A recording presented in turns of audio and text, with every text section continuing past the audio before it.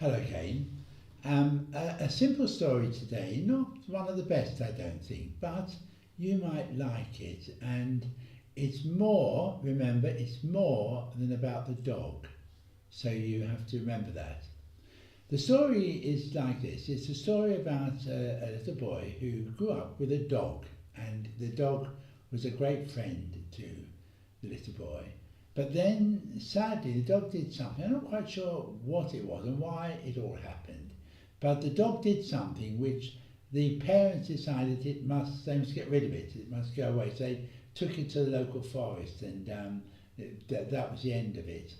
And the boy grew up, and um, but he had the boy, although he was a very happy boy, very successful, he got on very well at school, he had a sort of gap in his heart. There was something missing.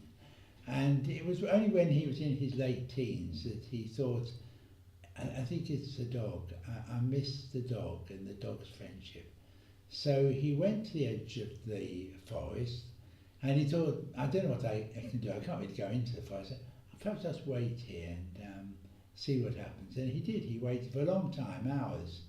And then came a very frightened, a very thin, almost skeleton-like dog, and it looked awful, and all his hair was matted, and so it was in a real bad state. But the boy realised it was the dog, his dog, and he started to talk to it. And gradually the dog started to come closer to the teenage boy, and in the end he actually came right up to him, and the boy realised that the gap that he had in his heart, that hole in his heart, was being filled up again.